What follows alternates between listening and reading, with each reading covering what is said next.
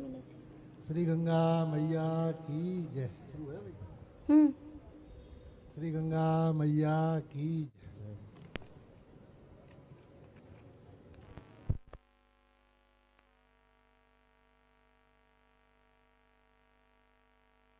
हमारे वेदों में हर प्रश्न का उत्तर है, हमारे उपनिषदों में ज्ञान का उत्तर है। हमें ज्ञान कैसे मिले, हमें क्या क्या करना है। श्रीमद् भगवत गीता जी में अगर कोई महापुरुष है, योग्य है, सब सामर्थ्य है, उसमें फिर भी वो डगमगा रहा है, तो उसे कैसे रास्ता मिले, किस भाव से रास्ता मिले, ज्ञान से मिले, कर्म से मिले, भक्ति से मिले, श्रीमद् भगवत गीता हमारी ये हमें देती है। रामायण हमें हमें संसार में कैसे जीना है, संसार का निर्वाह कैसे होता है, भाई भाई का प्रेम कैसे होता है, माँ बाप के, बेटा बेटी के रिश्ते कैसे होते हैं, ये हमें रामायण जी सिखाती है। श्रीमद् भागवत जी ज्ञान पापियों का मुख्य करती है, जो सब जानते थे और जिनसे जानबूझकर गलती हुई, चाहे वो जिंदा हो चाहे वो मर गए हों। धुंधकारी तो मर गया था, परीक्षित जिंदा था, परीक्षित ने भी जानबूझ के ही गलती की थी और धुंधकारी ने भी जानबूझ के गलती की थी। धुंधकारी भी महाविद्वान था, पढ़ा लिखा था, गोकर्ण के साथ पढ़ा था, गोकर्ण तो महापुरुष हुई, पर वो जानबूझ के उल्टा चला, मृत्यु भी उसकी भयानक हुई। उसकी मुक्ति आज भी धुंधकारियों की कमी नहीं है, ज्ञान पापियों की कमी नहीं है, जानबूझ कर किए गए पाप वालों की कमी नहीं है, और वो चारों तरफ भटके पड़े हैं। तो उनकी मुक्ति का एक ही उद्देश्य है, एक ही रास्ता है, श्रीमद् भागवत जी, और वो भी हमारा गंगा का किनारा है। गंगा सर्वश्रेष्ठ है। गंगा सर्वश्रेष्ठ इसलिए है कि ऐसे ज्ञान पापियों को जो मुक्ति देती हैं वो गंगा देती हैं। अब गंगा और भागवत जी जहाँ दोनों मिलती हैं तो और आसानी हो जाती है। संतों ने गंगा जी का सम्मान किया है और गंगा जी ने संतों का सम्मान किया है। पहले जितने भी ज़्यादातर संत थे सब गंगा किनारे रहते थे। हमारे बड़े बड़े तीर्थ बद्रीनाथ हो, ऋषिकेश हो, सप्त सरोवर हो, हरिद्वार हो, आगे भी बहुत गंगा सागर है, बिठूर है, जो भी हैं सब गंगा किनारे हैं। ऋषि मुनियों रहे, ऋषि मुनियों को कभी भूखा भी नहीं सोने देती, उनकी योग खेम भी बहन करती है, उनकी साधना का भी बहन करती है गंगा में। आज भागवत जी का हमारा पहला दिन है। हमारी ध्यान मूर्ति जी ने बहुत सुंदर ही शरणागति पर सुनाया। सगर के 60,000 पुत्रों का बड़ा सुंदर गंगा जी का आने का उद्देश्य, उनकी मुक्ति, और सच में वो भी ज्ञान पापी थे। जो सगर के 60,000 पुत्र थे वो भी ज्ञान पापी थे, सब जानते थे, लेकिन अहंकार था। तो ऐसे अहंकारियों की उन्होंने मुक्ति दी। पहले दिन की हमारी कथा में ज़्यादातर यही आता है, महात्म्य आता है। महात्म्य में हम भगवान कृष्ण की स्तुति करते हैं।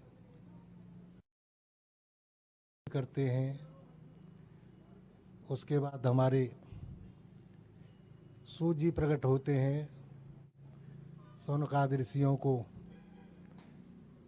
ज्ञान देते हैं, उनका संवाद होता है बहुत सुंदर। और सूर्य जी यही कहते हैं, ये भागवत जी मैंने भी सुनी थी, उसी से मुझे भी संतुष्टि मिली, मुझे भी ज्ञान मिला, मैं भी थोड़ा बिगड़ा हुआ था तो मुझे भी शांति मिली, और वही मैं तुम्हें सुना रहा हूँ। तो वो सुनाते हैं। नैमिषारण्य को उन्होंने चुना। ज़्यादातर सबसे पहली कथा तो हमारी माध्यम से आनंद घाट पे ही हुई थी, आनंद तट पे ही हुई थी। और कई कथाएं हुई हैं। गोकर्ण जी ने धुंधकारी को सुनाई थी। अनेक अनेक ऋषि मुनि हमेशा से सुनाते रहे हैं। लाखों करोड़ों लोगों की मुक्ति हो चुकी है, हो रही है। सूत जी जब कथा सुनाते हैं तो परीक्षित की भी परीक्षा होती है। उस समय देवता लोग आते हैं, कहते हैं भाई तुम अमृत ले लो, अमर होना चाहते हो, भागवत जी को सुन लेंगे, अमृतपान हम कर लेंगे। परीक्षित जी मुस्करा देता है, उसकी मुस्कुराहट ने उसको मुक्ति दे दी। उसके सदगुरु सुखदेव जी मुस्करा देते हैं और देवता अपना रास्ता लेके चले जाते हैं, उसकी परीक्षा हो जाती है। कथा बढ़ती है, नारद जी आए हैं धरती पे, यहाँ वो चारों ओर घूम रहे हैं। जब हमारी बुद्धि भ्रष्ट है तो हमें सब कुछ बुरा ही बुरा दिखता है। नारद जी को उस समय बुरा बुरा दिखा, पर लेकिन उनको बुरा ही बुरा दिखा, भटक रहे थे। और भटकेगा वही जो उस समय अपने ज्ञान में स्थिर नहीं है, वो अपनी भक्ति में स्थिर नहीं थे, इसीलिए भटक रहे थे। और भटके आदमी का तो कोई ठिकाना है ही नहीं। अब वृंदावन तो भक्ति की भूमि है, वहाँ पे पहुँचे और वहाँ उन्होंने बड़े नज़ारे देखे। उन्हीं की भक्ति रो रही थी, और किसी की भक्ति क्या रो रही थी, उन्हीं की भक्ति रो रही थी। वो तीर्थों में तो जा रहे थे, तो तीर्थ सेवा कर रहे थे उनकी भक्ति की, लेकिन जो उन्हें अपनी भक्ति का ही होश नहीं था, उन्हीं की भक्ति रो रही थी। उन अब ज्ञान वैराग्य जवान होंगे तो भक्ति को खुशी मिलेगी। ज्ञान वैराग्य जवान होने का मतलब है ज्ञान वैराग्य हमने धारण कर रखे हैं, ज्ञान वैराग्य पे हम चल रहे हैं। ज्ञान वैराग्य से हमारा, ज्ञान वैराग्य से हम साखी भाव में हैं। ज्ञान वैराग्य का एक ही मतलब होता है, साखी भाव। तो जब हम साखी भाव में, तो हमारे ज्ञान वैराग्य सुंदर हैं, स्वस्थ हैं। तो उनका साखी भाव नहीं था, उनका विचलित भाव था, इसीलिए बूढ़े थे। उनका भयंकर विचलित भाव था, उन्हें सब और सब बुरा दिख रहा है, ये हो रहा है, ये, अरे ये संसार है, ये होता ही रहेगा, होता ही रहा है, होता ही, किसी युग में कम नहीं हुआ, कभी कम नहीं हुआ। अच्छे होने वाले अच्छे होते जाएंगे, जिनको जैसा करना है, और उसी पर संसार टिका हुआ है, उसी पर टिका रहेगा। खरपतवार में ही अच्छे अच्छे जड़ी बूटियाँ उपज जाती हैं। खरपतवार नहीं होगी तो जड़ी बूटियाँ भी नहीं उपजेंगी, अच्छे अच्छे अच्छे फूल भी नहीं होंगे। तो ये रहेगा संसार, उसी में अच्छे अच्छे लोग निकल आते हैं। तो नारद जी परेशान। उस समय फिर नारद जी ने कहा, भक्ति से आप क्यों रो रही हो? उन्होंने कहा, तुम रुला रहे हो मुझे, मैं क्यों रो रही हूँ, तुम अपने स्वरूप को धारण करो। बोले, इस समय मेरा तो व्यवस्था हो ही नहीं रही, कैसे मैं स्वरूप को धारण करूँ? बोले, संतों की शरण में जाओ, संत तुम्हें रास्ता बताएंगे। और संतों की शरण में गए गए गए, हमारे यहाँ जहाँ हम बैठे हरिद्वार, उससे और आगे तक बद्रीनाथ तक पहुँच गए। वहाँ चारों भाई सनक सनंदन सनातन कुमार, सनत कुमार, चारों भाई सनक सनंदन सनातन सनत कुमार बैठे थे। पड़ गए पैरों में जाके, मेरी रक्षा कर लो, त्राहिमाम त्राहिमाम त्राहिमाम। वो भी हंसे। नारद जी बोले, हंसते हो, मैं तुम्हारा भाई हूँ, मुझे बचा लो। तो उन्होंने कहा, ठीक है, हम बचाते हैं तुम्हें, चलो यहाँ से नीचे चलते हैं। चूँकि अगर तुम्हें बचाएंगे अकेले को तो कुछ नहीं होगा, ऐसी जगह रखा हम तुम मिलते हैं जहाँ और लोग भी आ सकें, अनेकों ऋषि मुनि आ सकें, चूँकि सबको ज़रूरत है इस ज्ञान की। तो यहाँ तो हमसे थोड़ा सा आगे आनंद घाट है, वहाँ पे सब इकट्ठे हुए, भृगु ऋषि सब ऋषियों मुनियों को बुला लाए, सुंदर सुंदर प्रवचन हुए।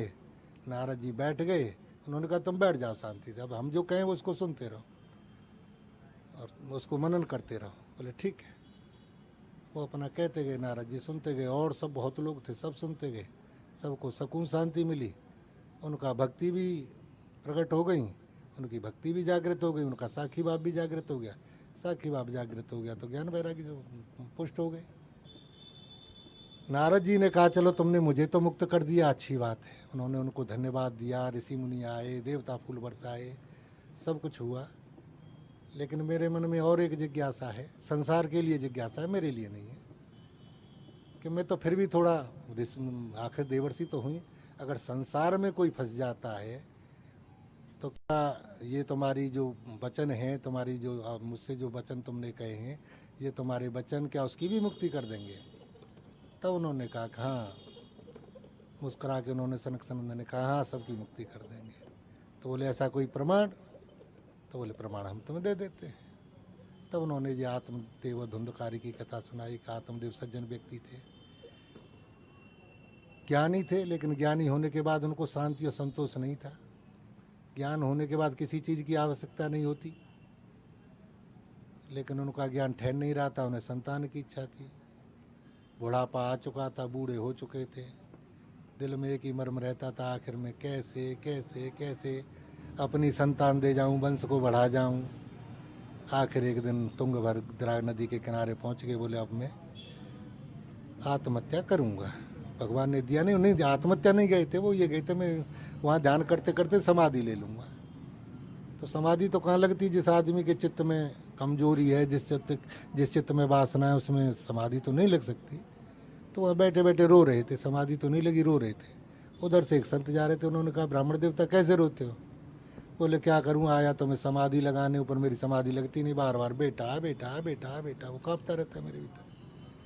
अब क्या करूँ, आप संत हो, कुछ निर्णय हो तो निकाल दो। बोले निर्णय ये निकला है कि तेरे भाग में संतान है नहीं। तो बोले मैंने तो सुना है संत कुछ भी कर सकते हैं, और मैं आपके शरणागत हूँ, मैंने आपके पैर पकड़ लिए, अब पैर जब छोड़ूंगा जब हाँ बोल दोगे आप। तो वो भी मुस्करा गए, बोले भगवान ने शायद मुझे इसीलिए इधर भेजा है, मैं तो दूसरे रास्ते से जा रहा था, पता नहीं कैसे मुड़ गया इधर। चलो तेरा ही काम होना होगा। उन्होंने अपने झोली से फल निकाला। फल के लिए दो विकल्प होते हैं, संतान जिस नहीं होती, संत दो चीज़ देते हैं। हमारे उड़िया बाबा जी तो गोला दिया करते थे, कई संत आम देते हैं, तो कई आम देते हैं, कई गोला देते हैं। तो ये दो फल ऐसे होते हैं कि इनसे संतान पैदा हो जाती, संत के हाथ से मिल जाए तो, और श्रद्धा से दिया हो तो। उन्होंने श्रद्धा से फल दे दिया, अब चाहे गोला होगा चाहे आम होगा। कई जगह आम कहते हैं, फल का नाम तो नहीं लिखा गया, गोला होगा।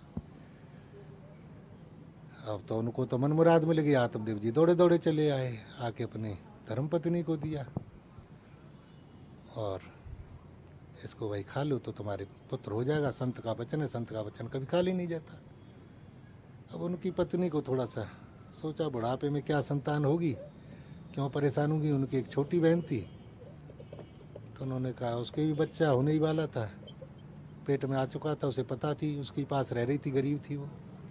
तो उन्होंने सौदा हो गया, तू अपना बेटा मुझे दे दियो, और मैं तुझे मुँह मांगा धन दे दूंगी, तेरा भी गुजर हो जाएगी, तेरे पे 5-7 संतान है, पहली वो भी पल जाएंगी। सौदा हो गया, और उसने वो फल गाय को खिला दिया। अब गाय का मतलब या तो दासी या गाय, कुछ भी कह लो, खिला दिया। उसके तो 8 महीने में पूरा हो गया, चूँकि पहले से ही बच्चा था उसके पेट में, और गाय का बच्चा जो है 9 महीने में पैदा हुआ। उसका नाम धुंधकारी रख दिया, धुंधली धुंधली की चलती थी। आत्मदेव तो 9 महीने तक 8 महीने तक यही सोचते रहे कि मैं तो अपने बेटे का नाम रखूँगा, कुछ न कुछ अच्छा नाम रखूँगा, धर्मात्म देव रखूँगा या तो परमात्म देव रखूँगा, मैं उसको ऐसा बनाऊँगा। मैं जो उनकी अपनी मनोकांक्षा थी वो सारी उस पर ही सोच रहे थे। लेकिन अब धुंधली ने धुंधकारी रख दिया, उनको संतोष करना पड़ा। अब जो बेटा 9वें महीना हुआ तो उन्होंने अपना सुंदर नाम रखा उसका गोकर्ण। उसके बड़े बड़े कान थे तो गोकर्ण रख दिया। खुशियों से दिन बीतने लगे, दोनों पढ़ाई करने लगे, साथ साथ दोनों ही विद्वान थे। आत्मदेव बड़े खुश थे, दोनों ही विद्वान होते जा रहे थे।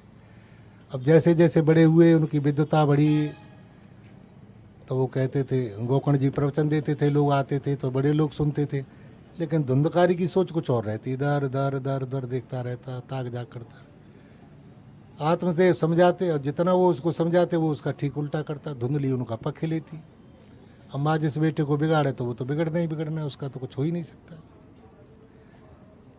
चुपचाप धंधे देती, कहती तेरे पिताजी जो कहते रहे ना, तू अपना मन का कर। धीरे धीरे गोकर्ण ने देख लिया मेरा यहाँ रहना सही नहीं है, अब मैं भाई की चुगली बाप से करूँगा तब भी अच्छा नहीं रहेगा, इसलिए वो तो अपना तीर्थ यात्रा करने निकल गए।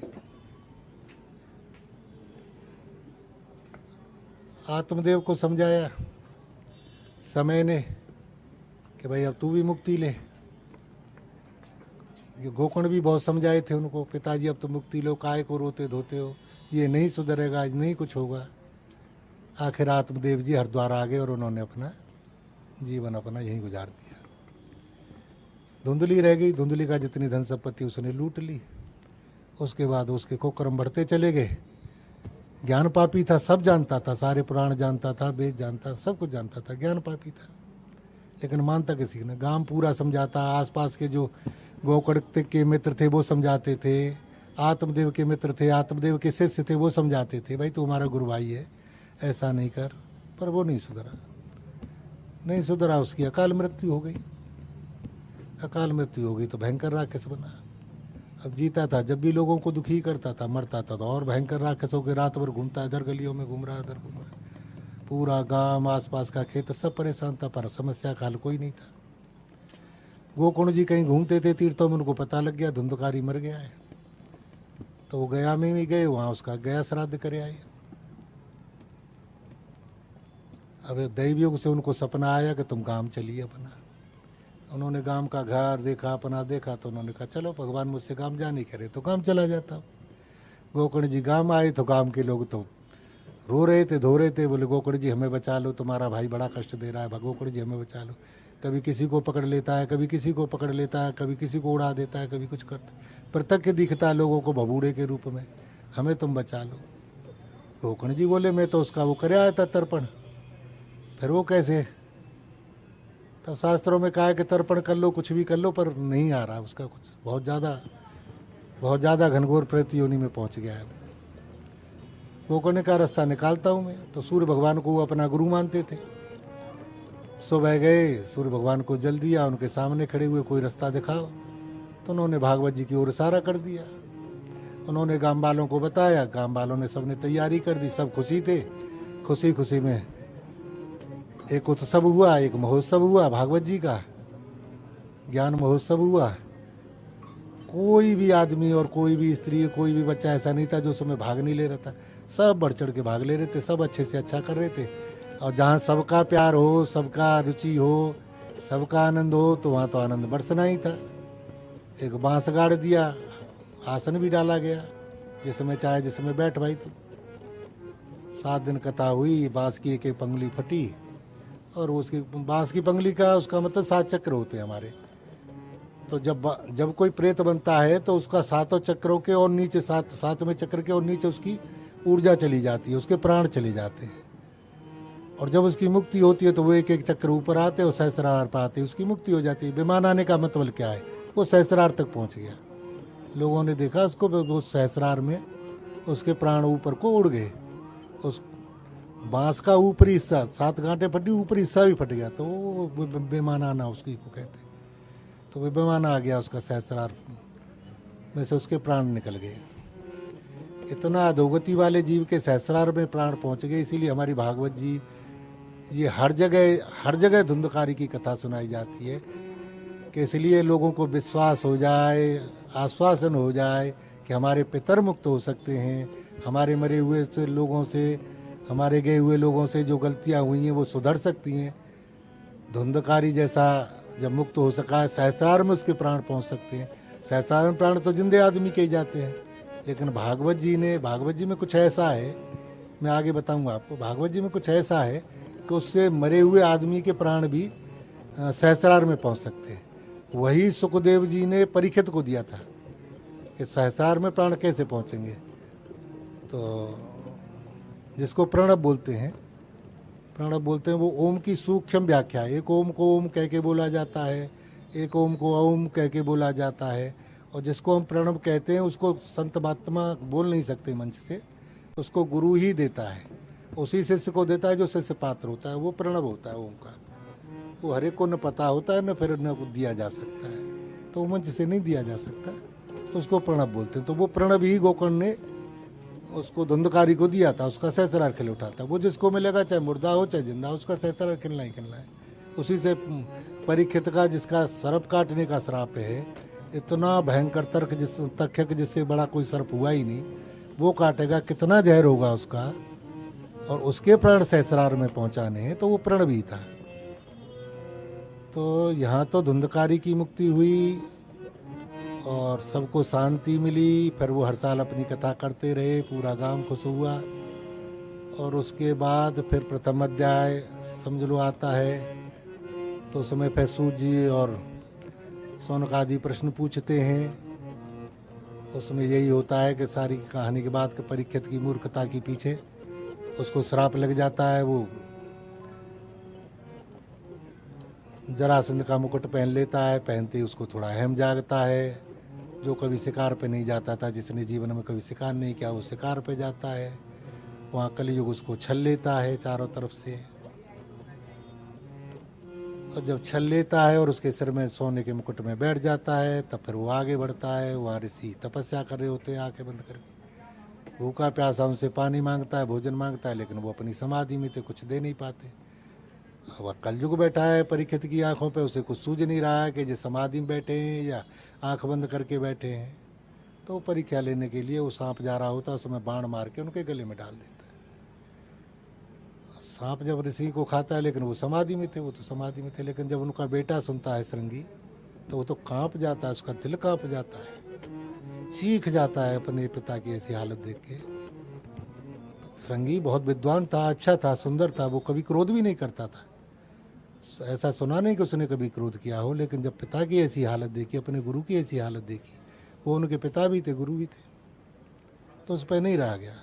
उसे ये भी नहीं पता, उसे कहा था किसी राजा ने डाला है, शिष्यों ने और वो जो गुरु भाई उन्होंने कहा था, तो उसने कहा जिस राजा ने भी ऐसा कुकृत्य किया उसको 7 दिन में तक खा जाएगा। हाहाकार मच गया, उनकी समाधि खुली, वो लिपट गया पिताजी से, सर्प को हटाया तो उसकी समाधि खुली। तो बच्चों ने बताया कैसे ऐसे हुआ है, श्रृंगी ने ऐसा बोल दिया है।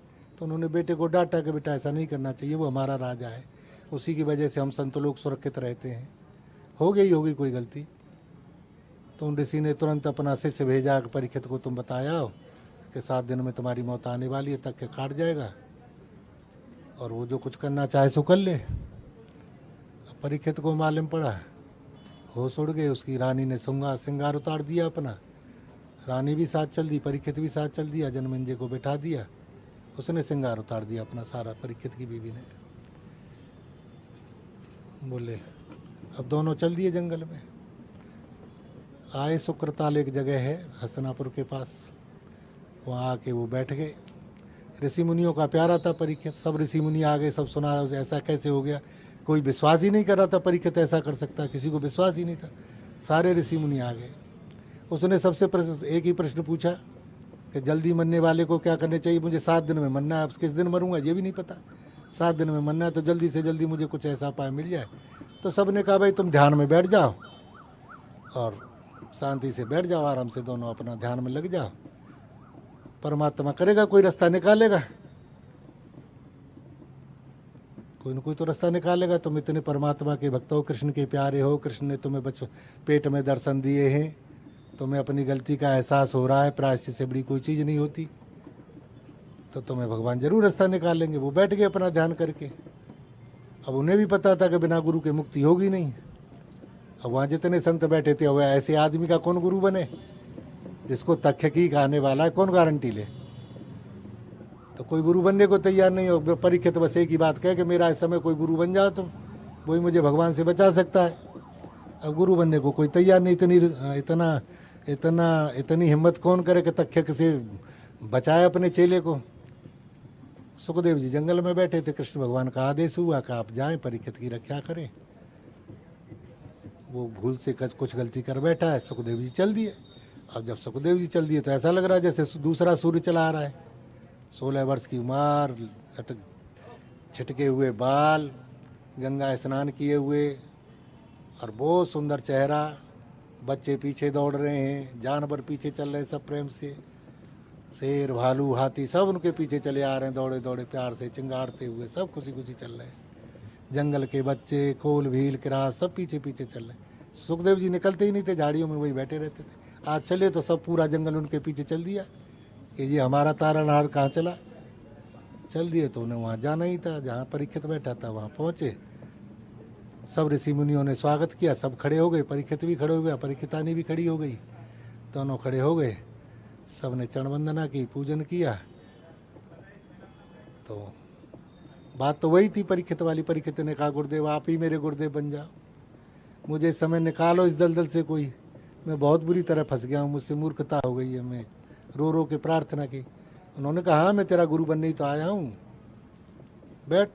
गंगा जल दिया उसके हाथ में, ले तू चेला हो गया, मैं गुरु हो गया, बैठ जा आराम से। बोले गुरु जी मेरी मुक्ति तो हो जाएगी ना। बोले हाँ तेरी मैं आ गया तो मुक्ति है, अब क्या मुक्ति होगी, मुक्ति तो हो गई तेरी, जब मैं ही उठ के आ गया तब मुक्ति क्या करेगी तेरे, मुक्ति तेरे पीछे पीछे डोलेगी। सुखदेव जी मुस्करा के बैठ गए। परीक्षित ने पूजन वूजन किया जो कुछ जो समय की उपलब्धता थी। अब उसके बाद क्या हुआ, वही परीक्षित ने फिर दोबारा प्रश्न पूछा कि मैं इस समय घोर संकट में फंसा हूँ, आप मुझे रास्ता बताओ। तो उन्होंने रास्ता बताया कि तू ध्यान में बैठ जा और मैं तुझे वो प्रणव देता हूँ, वो प्रणव तेरे को मुक्त कर देगा। न परीक्षित को न तथ्य कुछ कर सकता है, न संसार की और कोई माया तेरा कुछ कर सकती। उस प्रणव को तू स्वीकार कर ले।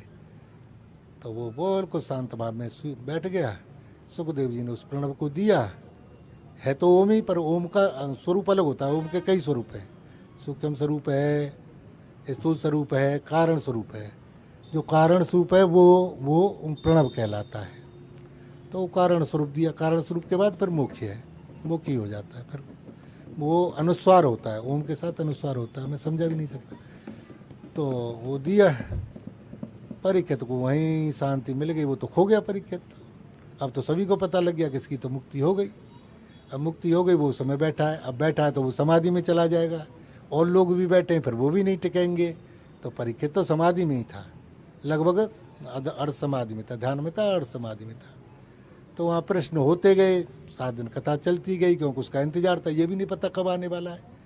और सुखदेव जी ऐसी कथा सुनाते कि उसको वहीं की वहीं शरणागति में बदल देते, वहीं की वहीं शरणागति में बदल देते। मतलब ऐसी कथा नहीं सुनाते कि कथा आगे आगे आगे आगे चलती जाएगी, वहीं की वहीं जिस कथा को सुनाते उसी को बता देते। इससे भी मोक्ष मिलेगा, इससे भी मोक्ष मिलेगा, इससे भी तेरी शरणागति हो जाएगी, इससे भी तेरी शरणागति हो जाएगी, इससे भी तेरी शरणागति हो जाएगी। परीक्षित और ऋषि मुनि जितने बैठे थे, तो लाखों ऋषि मुनि बैठे थे। परीक्षित की जनता बैठी थी, भंडारे चल रहे थे, वहाँ भोजन व्यवस्था चल रही थी, सब चल रहा था। वो सब होता गया, उस सब बनता गया। परीक्षित भी खुश बैठा था, उसे तो रास्ता मिल ही गया था। जैसे उसे प्रण मिला, उसे भरोसा हो गया कि अब तो मेरी मुक्ति होगी। तो वो 7 दिन में उनकी मुक्ति हुई। ध्यान मूर्ति जी सुनाएंगी, उन पर समय नहीं था, मैंने सुना दिया। जय श्री गंगा मैया की जय।